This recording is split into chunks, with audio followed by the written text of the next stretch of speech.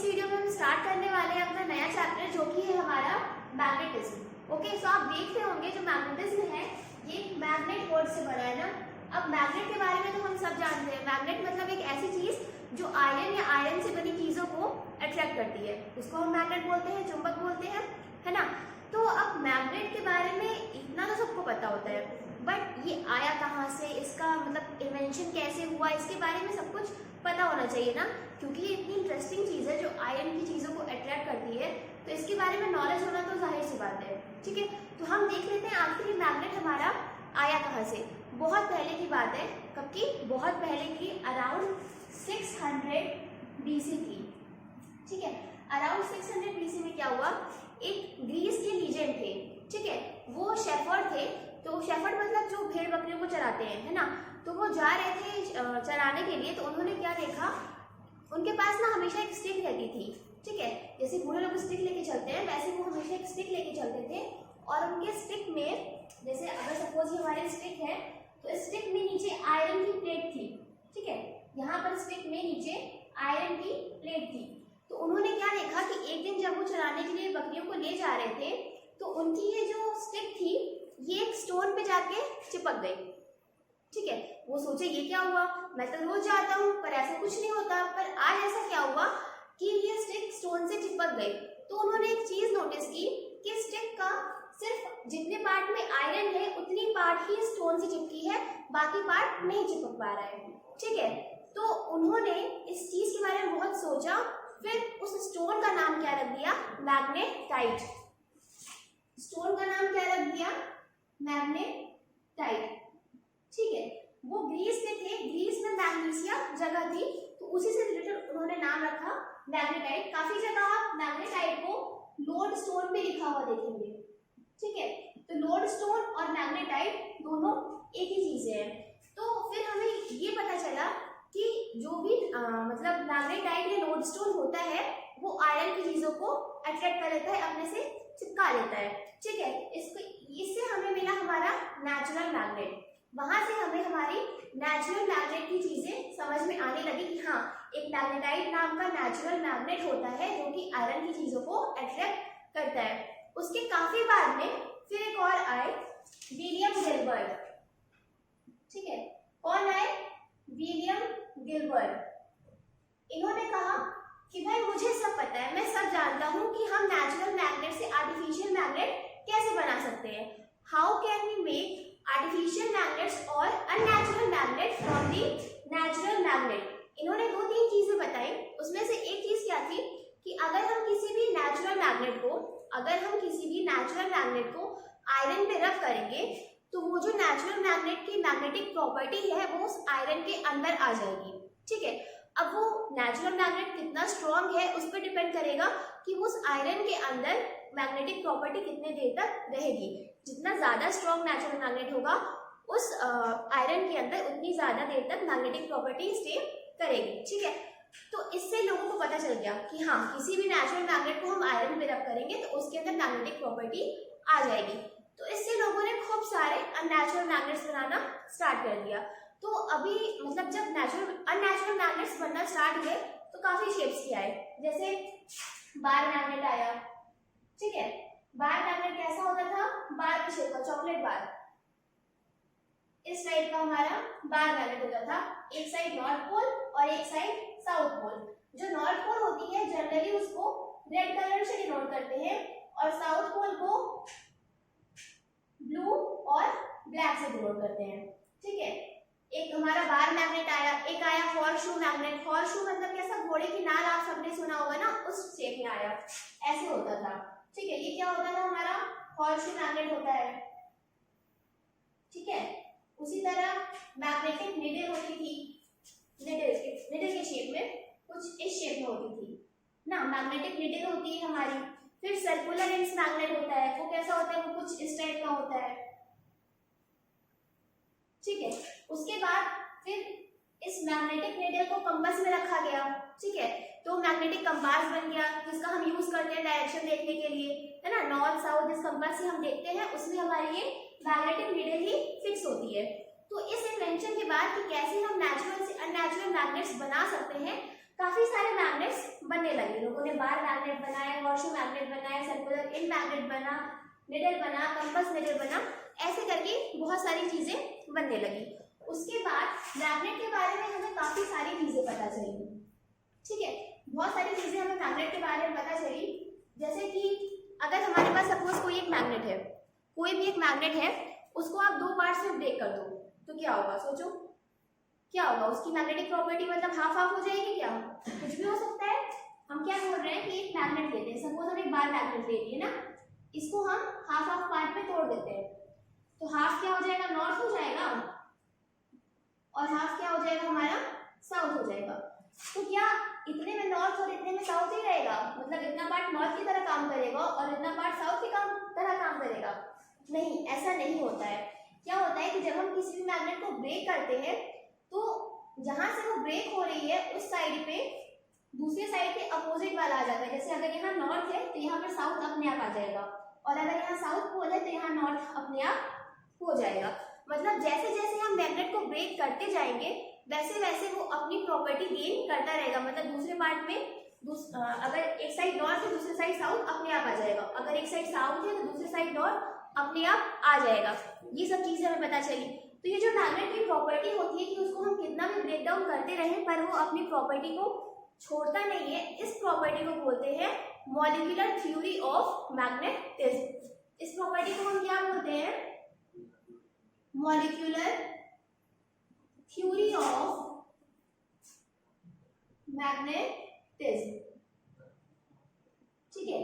Molecular theory of magnetism क्या होती है कि अगर हम किसी भी मैग्नेट को कितना भी ब्रेक करेंगे तो ब्रेक करने के बाद भी हर एक पार्ट में नॉर्थ साउथ मतलब पार्ट्स रहेंगे, ठीक है। ये हो गया।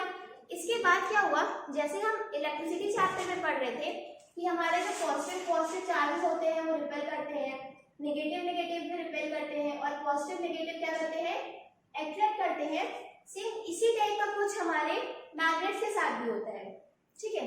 मैग्नेट का अगर हम दो मैग्नेट ले लें और दोनों मैग्नेट का नॉर्थ पोल साथ में लाएंगे तो वो दोनों क्या करते हैं, रिपेल करते हैं, ठीक है। कोई भी हमारे पास दो मैग्नेट है, सपोज ये दो मैग्नेट है, इधर साउथ है इधर नॉर्थ है, और इधर भी यहाँ नॉर्थ यहाँ साउथ, तो अगर हम इन दोनों मैग्नेट्स को पास लाएंगे तो ये क्या करेंगे, रिपेल करेंगे। सिमिलरली में अगर हम दो साउथ पोल को पास में लाते हैं तो ये भी रिपेल करेंगे।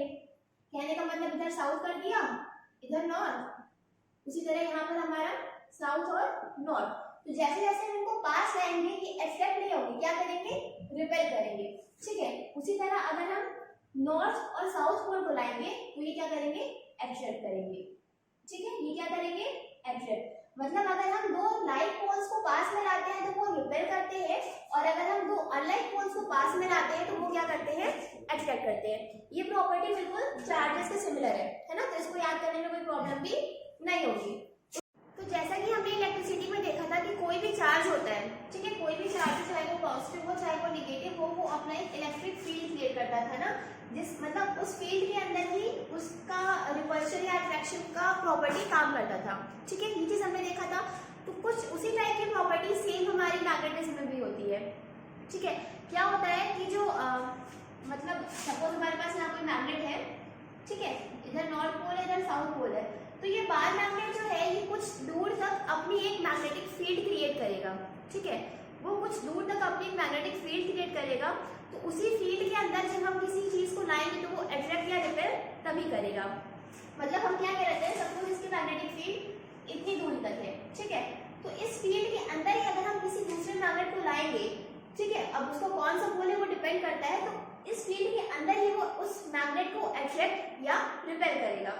उसी तरह अगर हम किसी आयरन नेल को लाएंगे या आयरन की बनी किसी और चीज को लाएंगे तो इसी फील्ड के अंदर आने पर वो उसको अट्रैक्ट करेगा। अब हम मैग्नेट के जितना ज्यादा पास आएंगे उसकी अट्रैक्शन प्रॉपर्टी उतनी ज्यादा बढ़ेगी, ठीक है। तो इसके लिए एक्सपेरिमेंट किया गया कि भाई ठीक है मैग्नेट का मैग्नेटिक फील्ड तो होता है, ठीक है, पर उस मैग्नेटिक फील्ड को क्या हमने कभी देखा है? नहीं, हम सिर्फ महसूस कर सकते हैं। कैसे कि अगर कोई मैग्नेट है तो उसके कितने पास आने पर दूसरा मैग्नेट या कोई भी आयरन नेल अट्रैक्ट या रिपेल हो रही है, इसको सिर्फ महसूस किया जाता है। तो इसको थोड़ा बहुत समझने के लिए एक एक्सपेरिमेंट किया गया। उस एक्सपेरिमेंट में क्या था, एक मैग्नेट रखा गया और उसके ऊपर आयरन फिलिंग स्प्रेड की गई, ठीक है। क्या स्प्रेड की गई? आयरन फिलिंग स्प्रेड की गई। ठीक है, अब ये आयरन फिलिंग क्या होता है, आयरन का जो पाउडर होता है उसको हम क्या बोलते हैं, आयरन फिलिंग। जब वो इसके ऊपर स्प्रेड की गई तो क्या देखा गया कि कुछ इस टाइप से जो आयरन फिलिंग्स थी वो अपने आप को स्कैटर कर ली। ठीक है, कुछ इस टाइप से। तो ये जो चीज बन के आई, जो शेप बन के आया स्कैटरिंग का, ये मैग्नेटिक फील्ड नहीं है उस मैग्नेट का। ठीक है, ये मैग्नेटिक फील्ड नहीं है, इसको हम बोलते हैं क्या, मैग्नेटिक फील्ड लाइंस। जिस तरीके से आयरन फिलिंग हमारी एक मतलब एक स्ट्रक्चर में स्कैटर हो गई, ये पूरे जो स्कैटरिंग है, इस स्कैटरिंग जो लाइंस बन रही है इनको हम क्या बोलते हैं, मैग्नेटिक फील्ड लाइंस। ठीक है, ये हम बोलते हैं। उसके बाद एक चीज और नोटिस की गई। ठीक है, एक चीज और नोटिस की गई कि जैसे कि आप देख रहे हैं कि यहाँ पर जो लाइंस है वो थोड़ा दूर दूर हो रही है, पर ज्यादा लाइंस कहाँ है, नॉर्थ पोल पे और साउथ पोल पे, इधर ज्यादा है। कहने का मतलब कि जो मैग्नेटिक प्रॉपर्टी है, जो मैग्नेटिक फील्ड है, वो मैग्नेट के दोनों पोल पे सबसे ज्यादा होता है। ठीक है, नॉर्थ पोल हो या साउथ पोल हो किसी भी मैग्नेट का, उसकी मैग्नेटिक फील्ड या मैग्नेटिक प्रॉपर्टी पोल्स पे सबसे ज्यादा होती है। इतनी बात क्लियर है।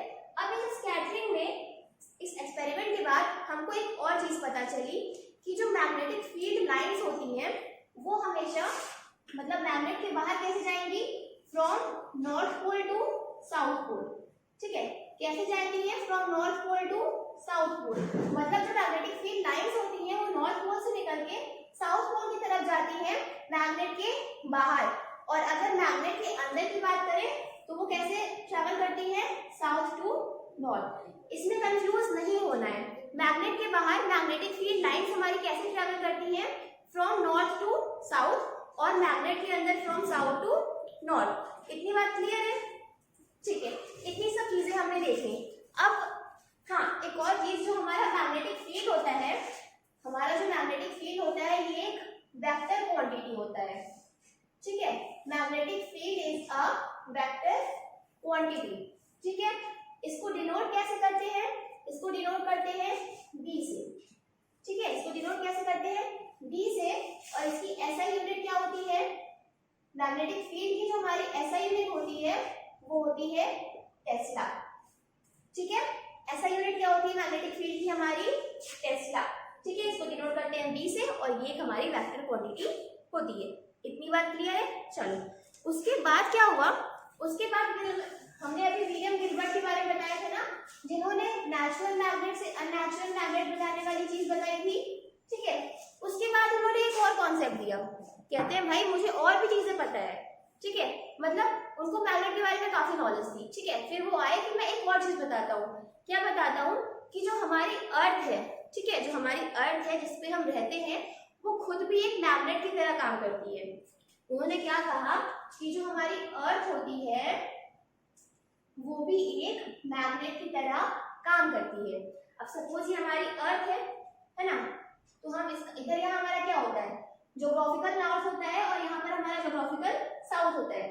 ठीक है, तो उन्होंने क्या बताया कि जो अर्थ है वो खुद एक मैग्नेट की तरह है, मतलब उसके अंदर एक इमेजिनरी मैग्नेट है, जिसका कि उसके अंदर एक इमेजिनरी मैग्नेट है जिसका कि साउथ पोल किधर होता है, ज्योग्राफिकल नॉर्थ की तरफ, और नॉर्थ पोल किधर होता है, ज्योग्राफिकल साउथ की तरफ।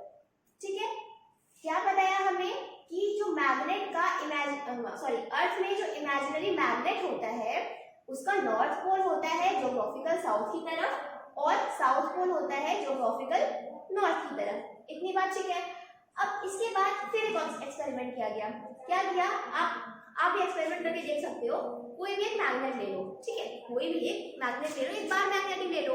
ठीक है, उसको फ्रीली एयर में सस्पेंड कर दो, मतलब किसी थ्रेड से बांध के उसको ऐसे पकड़ के रखना।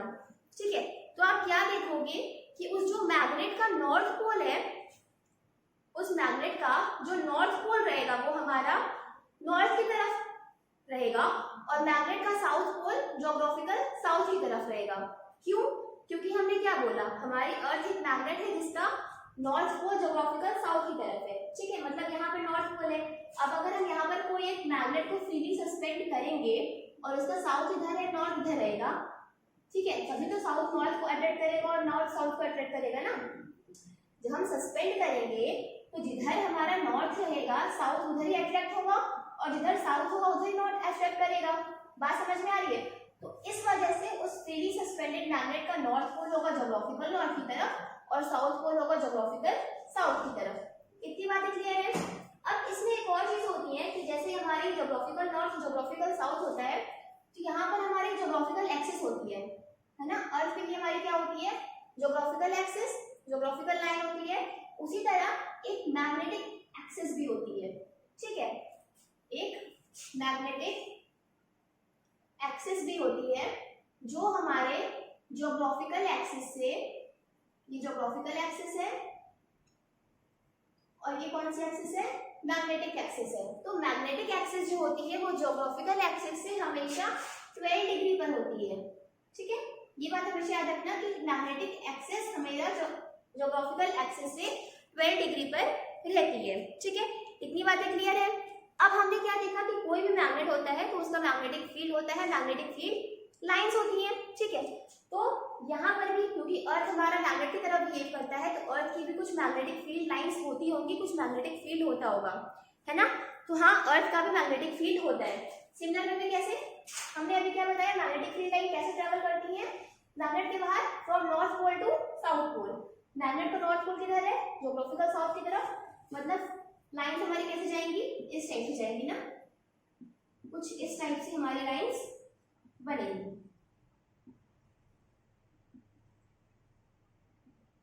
ठीक है। इतनी बातें क्लियर है? इसके बाद अब सपोज कर लेते हैं कि हमें यहाँ पे पता करना है हमारा कि यहाँ पर हमारा मैग्नेटिक फील्ड किधर है, ठीक है। तो इस पोर्शन पे अर्थ मान लेते हैं, यहाँ पर हमको पता करना है ना। तो इधर से इधर आ रही मैग्नेटिक फील्ड लाइन, मतलब ये पॉइंट इधर है। तो अगर हम इसको बी बोलते हैं, मैग्नेटिक फील्ड हमारा इधर आ रहा है, तो आप बड़ी क्लास में जाओगे तो उसमें देखोगी कि चीजों का हॉरिजॉन्टल कंपोनेंट भी होता है और वर्टिकल कंपोनेंट भी होता है, ठीक है। हॉरिजॉन्टल मतलब इससे ऐसे और वर्टिकल मतलब ऐसे। तो जो लाइंस होती है, टेंजेंट्स होते हैं, आप बड़ी क्लास में पढ़ोगे तो उनका हॉरिजॉन्टल कंपोनेंट भी होता है और वर्टिकल कंपोनेंट भी होता है, ठीक है। तो अगर इस मैग्नेटिक फील्ड का हम हॉरिजॉन्टल कंपोनेंट देखें तो वो इधर जाएगा, उसको हम बोल देंगे BH। BH क्यों? क्योंकि ये हॉरिजॉन्टल कंपोनेंट है। और ऐसे जो हो जाएगा ये हो जाएगा BB। BB क्यों? क्योंकि ये वर्टिकल कंपोनेंट है।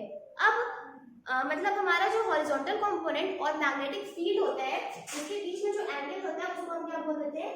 थीटा। क्या बोलते हैं? थीटा बोलते हैं, ठीक है। ये हमें अभी पता नहीं है, ठीक है। बाकी इसके ऊपर जब न्यूमेरिकल्स आते हैं बड़े क्लासेस में तो वहां पर पता होता है कि हाँ ये थीटा क्या होता है।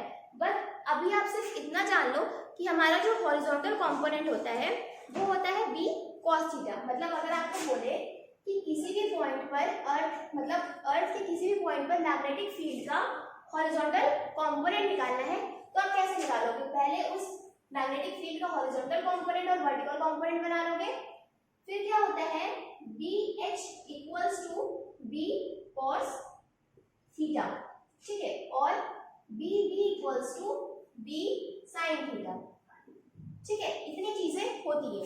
cos थीटा sin थीटा मतलब ट्रिग्नोमेट्री में होता है, ठीक है। sin cos tan होता है, उसमें आपको थीटा का जो भी वैल्यू रहेगा 0, 30, 45, 60, 90 या कुछ भी वैल्यू रहेगा उस हिसाब से आप cos थीटा और sin थीटा रख के BH और BB की वैल्यू निकाल सकते हैं। मतलब हम B cos थीटा से हॉरिजॉन्टल कंपोनेंट ऑफ B और B sin थीटा से वर्टिकल कंपोनेंट ऑफ B निकाल सकते हैं, ठीक है।